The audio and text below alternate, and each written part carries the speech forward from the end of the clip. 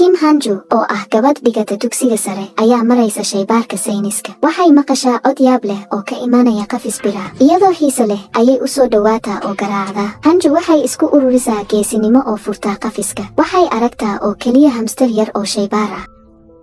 iyadoo qalbi jilicsan waxay isku daydaa inay la ciyaarto. Si lama filaan ah, hamsterku wuu boodaa oo qaniinaa farteeda. Xayawaanku wuxuu u dhaqmaa sidii wax kiciyey. Wuxuu si waali ah ugu dhex boodboodaa qafiska. Isla markiiba macalinka sayniska Marlee ayaa soo gala. Hanju way argagaxdaa oo isku daydaa inay baxsato. Marlee wuxuu arkaa dhiiga agyaala qafiska hamsterka. Wuxuu qabtaa Hanju iyadoo baxaysa oo dib ugu jiidaa shaybaarka. Ardayda hortooda Marlee waa saynisyahan waalan. Mar walba wuxuu urayaa sida mayd qudhmay. Inta lagu jiro fasalka wuxuu sabuurada ku qoriyaa aragtiyo jaha wareer leh. Mararka qaar marka uu fikrad helo wuu ka baxaa. Wuxuu ka tagaa ardayda isagoo cashar ku jira oo ku ordaa shaybaarkiisa. Habeenkii ayaa soo dhacaya. Hanju si tartiib ah ayay usoo toostaa, laakiin gacmaheeda iyo lugaha waa la xiray, afkana waa laga xiray. Macallimiinta kale weli ma helin. Ku biir qoyska Zam Films haddii aad cusub tahay. Subscribe saar, like dheh, lana wadaag asxaabtaada. Mahadsanid. Subaxdii xigta ardaydu waxay dhiibaan telefoonadooda sidii caadiga ahayd. Qof walba wuxuu isku diyaarinayaa maalinta fasalada. Miss Park, macalinka fasalka 2-5, waxay ardayda weydiisaa inay arkeen Hanju. Mid ka mid ah ardayda ayaa sheegaya inay ka baxday kadib markii ay nadiifisay shaybaarka shalay. Miss Park waxay dareentaa shaki. Kadib fasalka waxay u tagtaa shaybaarka si ay u weydiiso Marlee haddii uu arkay. Wuxuu wejigiisa toosiyaa oo yiraahdaa waxba ma uusan arkin. Marka Miss Park baxdo, Marlee wuxuu aadaa qolka kaydka.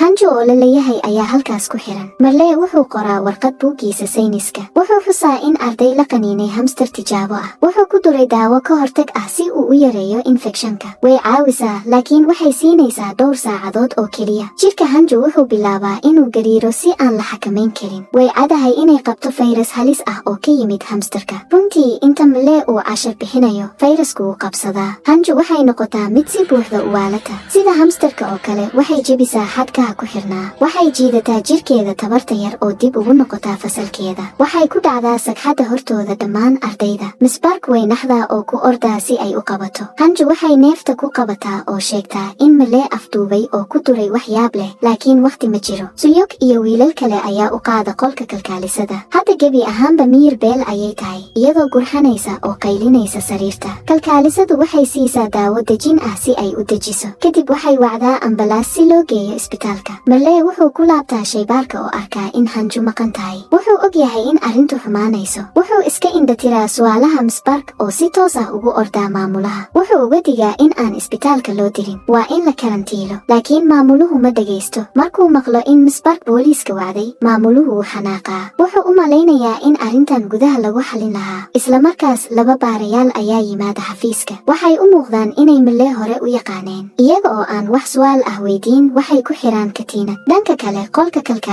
kalkaalisadu waxay dareentaa xanuun daran gacanta. Waxay xasuusataa in Hanju qaniintay markii ay siinaysay irbadda. Waxay eegtaa dhaawaca oo si degdeg ah u qudhmaya. Wax yar kadib indhaheedu waxay noqdaan casaan. Heerkulkeedu hoos ayuu u dhacaa, waxayna ku dhacdaa suuxdin rabshad leh. Dabadeed arday ayaa maraya qolka oo arka kalkaalisada oo gariiraysa. Waxay u jeesataa wejigeeda oo noqday mid argagax leh. Waxay ku boodaa albaabka iyadoo qaylinaysa. Arday xiise leh ayaa bilaaba inuu duubo dhacdada. Jirka kalkaalisada ayaa qaloocma iyadoo qaniinaysa arday kale. Kadib waxay weerartaa kuwa kale. Ardaygii dhulka ku dhacay ayaa isla markiiba istaaga. Wuxuu ordaa fasalada oo qaniinaa ardayda kale. Dhismaha oo dhan wuxuu noqdaa fowdo. Arday ayaa laga tuurayaa daaqadaha iyadoo ay eryanayaan zombies. Ardayda maqaayadda ku jirta waxba kama oga waxa imanaya. Koox arday cabsi leh ayaa gudaha u soo yaaca. Waxay ka cararayaan wax cabsi leh. Albaabka ayaa xirma jidad dhacay awgood. Kuwa banaanka ku xaniban ayaa garaacaya muraayadaha. Kadib zombies ayaa gudaha soo gala. Nam Onjo ayaa cabsi la istaagta. Waxay ku dhacdaa dhulka. Waxay aragtaa zombiya u soo boodaya. Ilbiriqsigii ugu dambeeyey, saaxiibkeedii carruurnimada Lee Jeongsan ayaa badbaadiya. Wuxuu ka jiidaa zombiga oo u kaxeeya meel ammaan ah, laakiin meel walba waa fowdo. Hal ilbiriqsi arday waa caadi, kan xigana waa bahal dhiig doon ah. Jeongsan wuxuu badbaadiyaa Onjo marar badan. Si lama filaan ah, biyo buufinta ayaa furanta. Biyo ayaa ka soo daaya saqafka, waxayna xaaladda sii adkaysaa. Qolka wuxuu u eg yahay jahannamo. Jeongsan ugu dambayn wuxuu ka saaraa Onjo daaqad, laakiin dhibaatadu ma ahan keliya maqaayadda. Meel kasta oo dugsiga ah waxaa ka buuxa qaylo iyo zombies.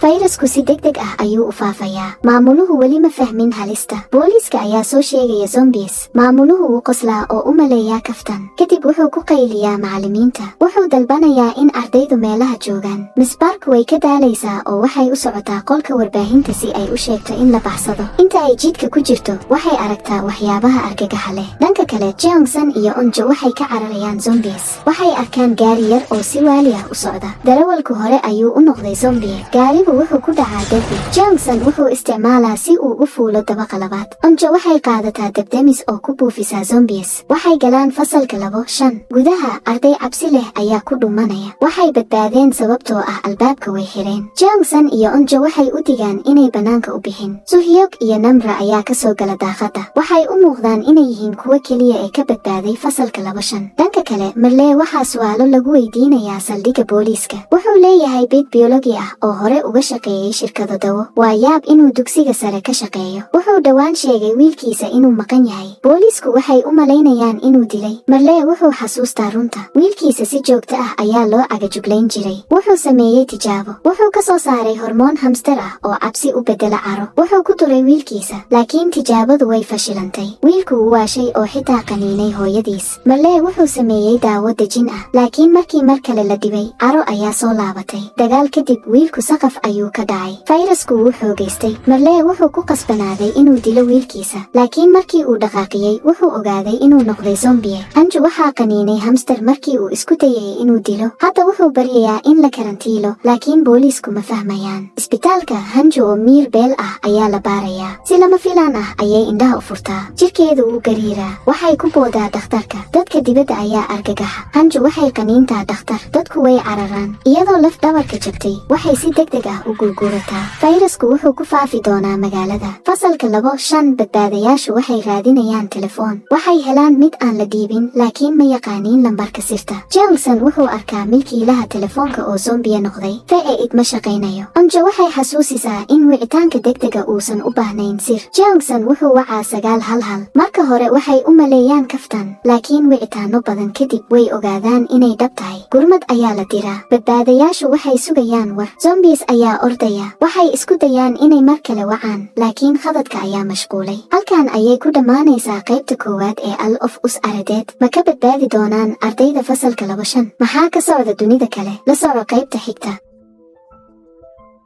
ku biir qoyska Zam Films haddii aad cusub tahay subscribe saar like dheh lana wadaag asxaabtaada mahadsanid.